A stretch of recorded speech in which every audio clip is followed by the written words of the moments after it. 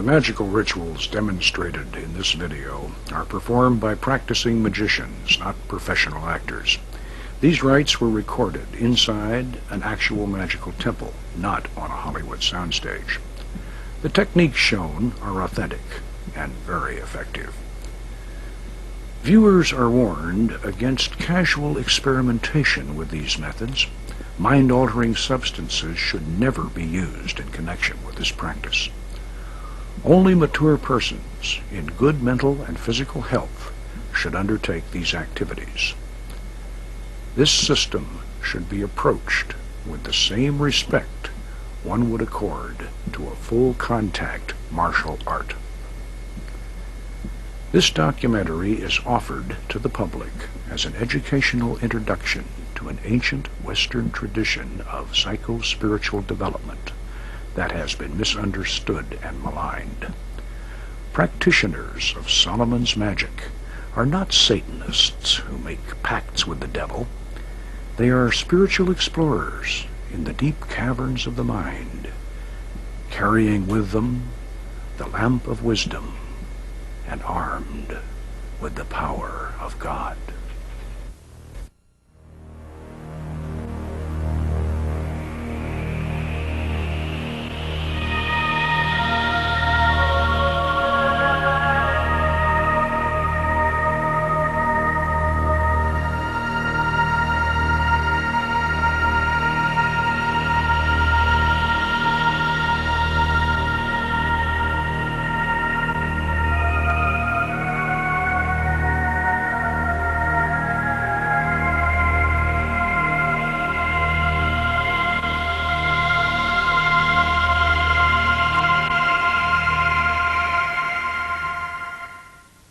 These be the 72 mighty kings and princes which King Solomon commanded into a vessel of brass, together with their legions. And it is to be noted that Solomon did this because of their pride. And when he had thus bound them up and sealed the vessel, he, by divine power, did hurl them into the depths of a lake in Babylon.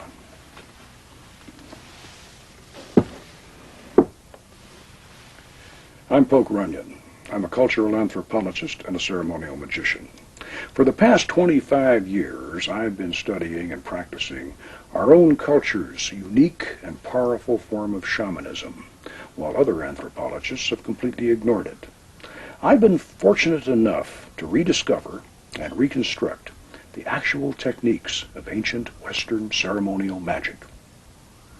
In this video documentary, we're going to take you along on an expedition to a strange world, in many ways more mysterious than the upper reaches of the Amazon, but a lot closer to home.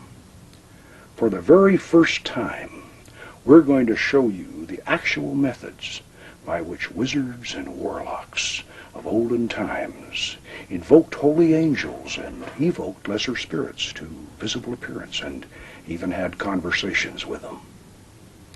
What you're going to see is real.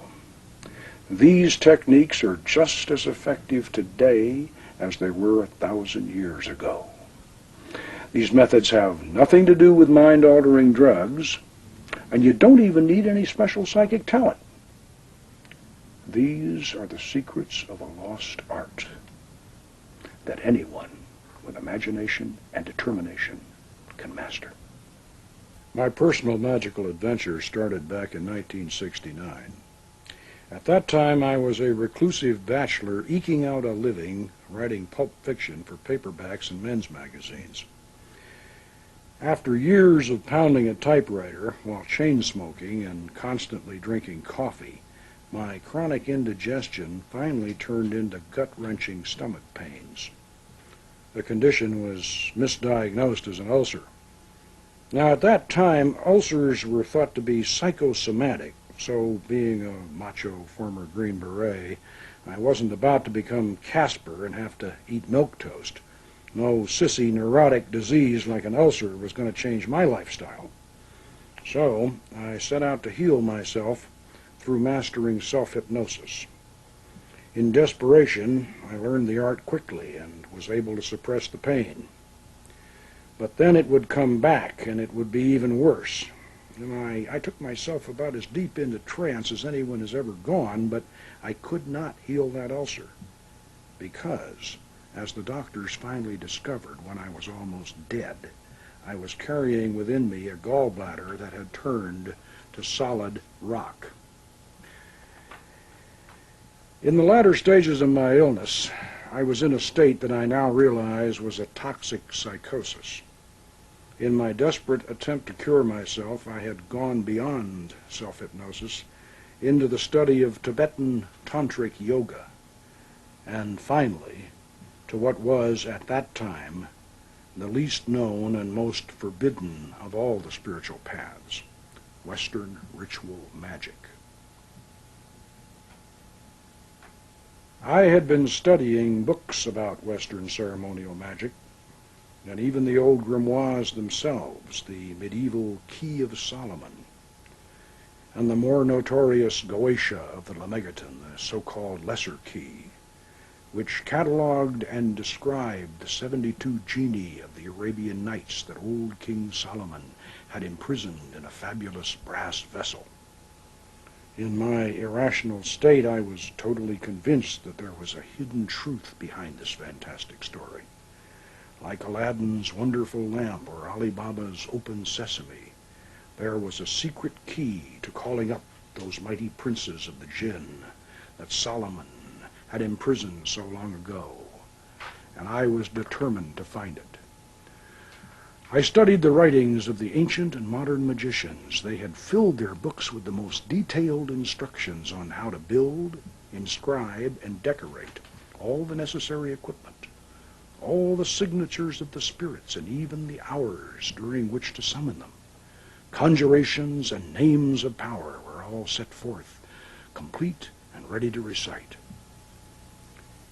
Hear me, and make all spirits subject unto me, so that every spirit of the firmament and of the aether, upon the earth and under the earth, on dry land and in the waters, of whirling air and of rushing fire, and every spell and scourge of God may be obedient unto me. Wonderful, powerful. All you have to do is recite it aloud, and you can feel the hairs start to rise on the back of your neck.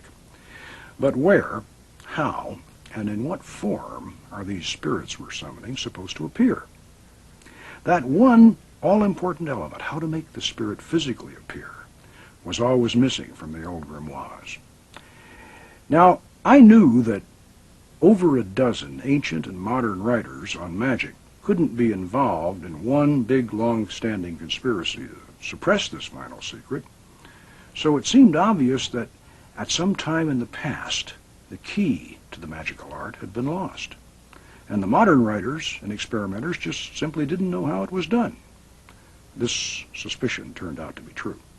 At the turn of the last century, the famous, or if you prefer infamous, magician Aleister Crowley had tried to conjure one of the Lemegeton's Goetia demons out of incense smoke.